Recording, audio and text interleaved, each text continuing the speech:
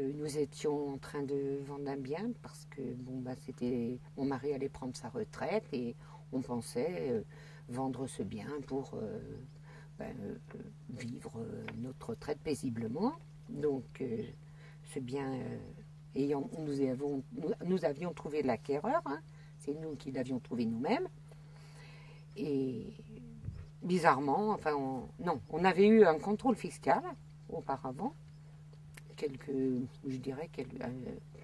mois avant, et ce contrôle fiscal s'était résumé à très peu alors qu'il était important. Un chiffre dérisoire qu'on devait payer.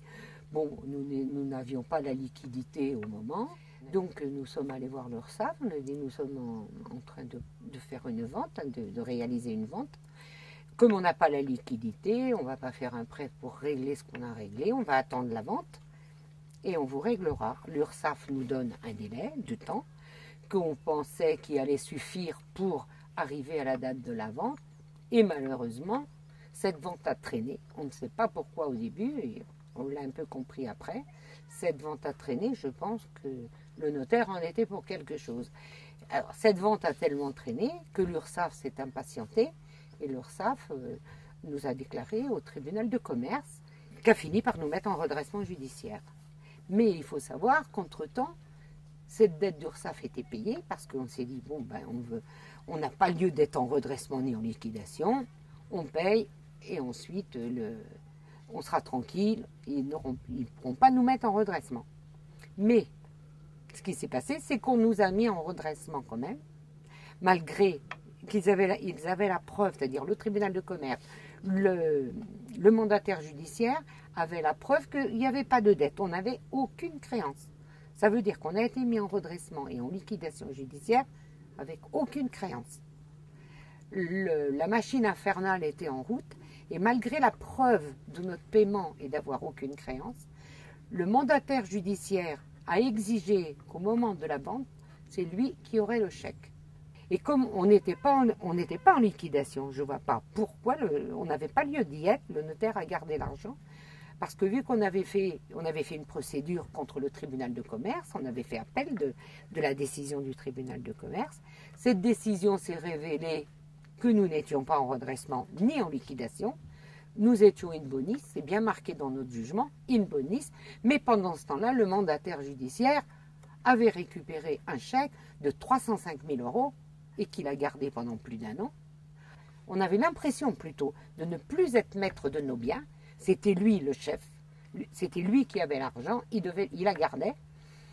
Et on s'est trouvé vraiment désemparés. Et quand on a fait appel en cours d'appel au tribunal, notre avocat de l'époque, en descendant les marches du palais de justice, nous dit « Monsieur et Madame Favreau, vous allez demain chez le mandataire judiciaire, il doit vous rendre votre argent, vous êtes in bonis, vous y allez demain matin, il doit vous rendre la totalité des 305 000 €. C'est ce que nous avons fait. Le lendemain, on se présente chez le mandataire judiciaire qui n'a pas voulu nous rendre notre argent. On a vu que rien n'y faisait. Et là, on décide d'assigner le mandataire judiciaire au tribunal. Nous l'avons assigné au tribunal de grande instance de Saumur. Et le résultat de ce jugement, qui a duré presque 3 ans, on se demandait si ça allait sortir un jour. On se disait, mais c'est pas possible, on n'a jamais vu un jugement durer pire que la cour d'appel. On a été condamnés à l'époque à presque 20 000 € d'indemnité à donner au mandataire judiciaire pour procédure abusive et injustifiée qui nous a en même temps privés de l'aide juridictionnelle que nous avions. De victimes, nous sommes passés les condamnés. C'est nous les condamnés, c'est nous, on est... Là, ça a été une grosse conséquence. Moi j'ai parlé de mon mari qui a travaillé dur, c'était un travailleur acharné qui a travaillé pour qu'on s'était construit ce patrimoine, c'est parce qu'on avait travaillé. Moi, j'ai élevé mes 4 enfants.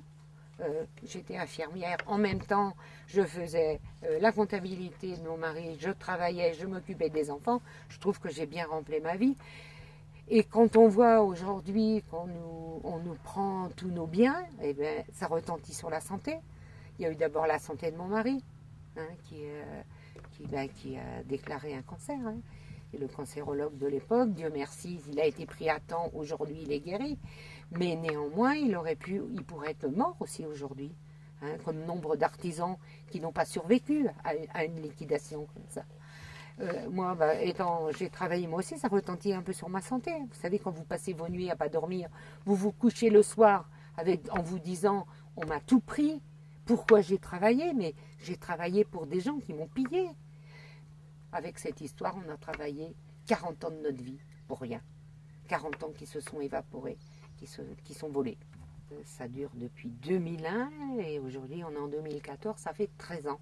13 ans que ça dure, où c'est vrai que j'ai mené un combat féroce contre ces gens qui nous ont pillés et j'ai eu aucun résultat jusqu'à présent. Mais ce que j'ai une satisfaction, c'est que j'ai fait ressortir tout ça et beaucoup de gens maintenant le comprennent mieux. Certains de mon entourage le comprennent mieux et qu'est-ce que je dirais, par quoi je pourrais conclure là-dessus, c'est une vie de gâchée, mais on a fait notre travail, on n'a rien à se reprocher. Nous, on est honnête, on n'a volé personne. Tout ce qu'on avait à payer, on l'a toujours payé. Et je dirais, on se demande si on a bien fait d'investir, si on a bien fait de travailler autant. Quand on voit aujourd'hui ce qui se passe.